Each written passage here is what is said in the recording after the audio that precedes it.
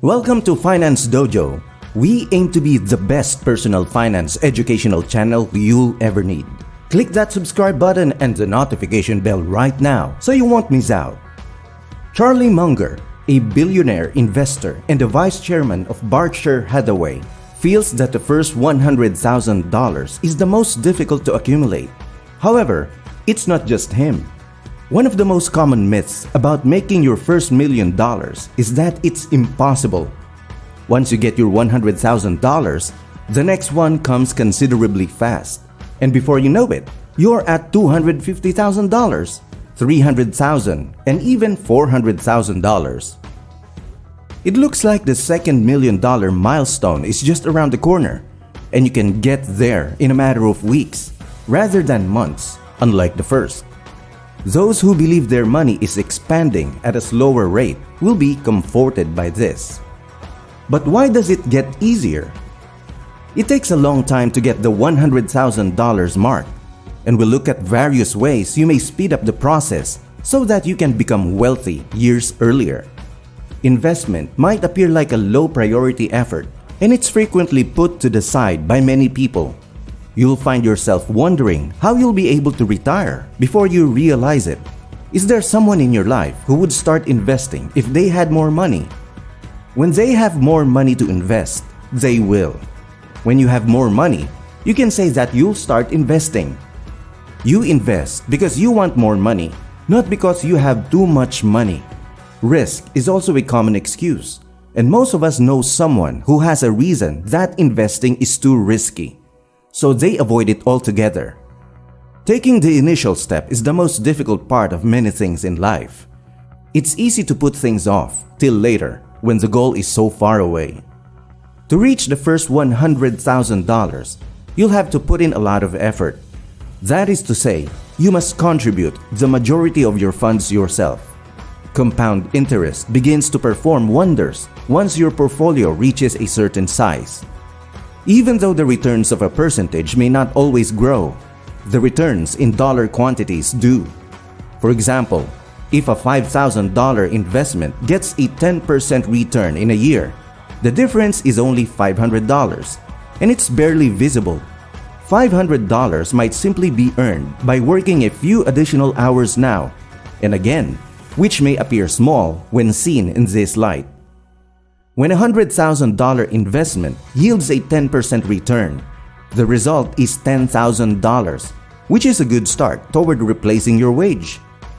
A 10% yearly return is $100,000 until it reaches $1 million. That's a substantial sum, far more than many people make in their professions, and it's fantastic to witness such rapid development. People claim that when their portfolio reaches a value of $100,000, they can see the growth of their assets. The pace at which the snowball expands accelerates after it starts rolling. The joy of seeing your portfolio develop to a huge size is highly pleasant, and it may speed up the process. To put it another way, you'll start seeking strategies to increase the speed with which you expand your portfolio, since the benefits are enormous. You may want to seek methods to boost your income so that you can put more money into these assets. You may also seek strategies to improve your returns to expedite your growth. Instead of going out to lunch and blowing your budget, you will think twice about it now that you understand how powerful compound interest is. This is because once you see how much that $100 can grow and reward you if you invest it, it will be difficult for you to part with it. For instance, if you spend $100 on a dinner out, the money is gone forever. If you had invested that money, it might have returned $10 the first year, $11 the following year, and $12 the following year. Of course, $100 isn't a significant amount of money, but the practice of setting aside $100 in several areas every month will add up. As your money grows, you will have more possibilities, which will become increasingly apparent. There are many things you can do with $100,000 in savings than a person living paycheck to paycheck cannot. If you have the finances to take a position with a potentially better salary or more room for advancement, but the compensation isn't consistent, you should do so. Your work may pay $50,000 per year, but if an opportunity emerges, it will almost certainly pay $100,000 or more per year, even though on a commission-only basis. If you need that $50,000 income, taking this kind of risk isn't a good idea. Maybe you've always wanted to start a business but never had the funds or resources to do so. The new business may bring you millions of dollars, but it's a wasted opportunity if you can't get started. Perhaps a once-in-a-lifetime chance exists in real estate. You have the opportunity to buy a property at a fraction of its market worth, but it will be a significant risk. This may be a risk worth taking if you have money set aside. While cashing out your asset isn't always the best decision, you do have the option if you need to, or if a once-in-a-lifetime chances arises. Someone with only a small amount of money saved is severely constrained in their options. Furthermore, having more money allows you to take on more risk with your investments, allowing you to take advantage of more chances. When you have extra money and don't mind losing money if an investment doesn't work out, it's easier to be more speculative when you sense a promise in a stock. Other investments, presumably, will still be available. You could get an opportunity to invest in a new company endeavor from a buddy, and you won't go broke if it doesn't work out. Someone with a little savings account will not be able to invest in something like this. If you're still trying to reach the $100,000 mark, there are a few things you may do to expedite the process. Because the vast bulk of this cash will come from your pocket, you should concentrate on expanding your savings. This is the most effective approach to speed up the procedure. You must improve your salary to save more money regularly.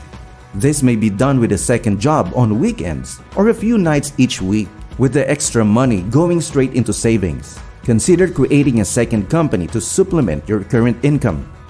Spending money on things you don't need is a bad idea. Do you want to spend $100 on a restaurant meal? Or would you rather save money by reserving that for rare occasions?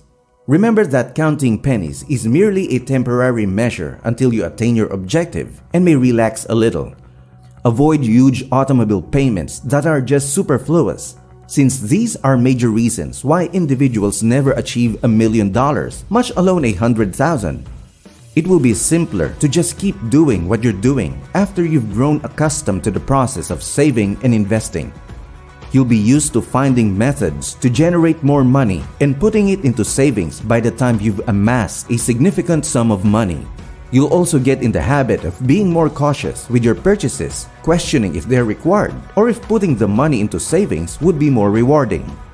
Furthermore, you'll feel at ease taking risks in the process of investing through several market cycles, and you could even learn how to fully benefit from them. According to Charlie Munger, after you hit the $100,000 mark, you may ease up on the throttle a little. Although the first million is the next goal, it becomes more manageable because the majority of your assets will most likely be the product of your compound interest rather than money you must actively generate. The next time you're worried about how tough it is to increase your net worth, remember that it gets easier, more pleasurable, and more rewarding with time. As always, this video is for educational purposes only and not financial advice. You should always do your own research and speak to a financial advisor before making any investment decisions. Thank you for watching and see you in the next one.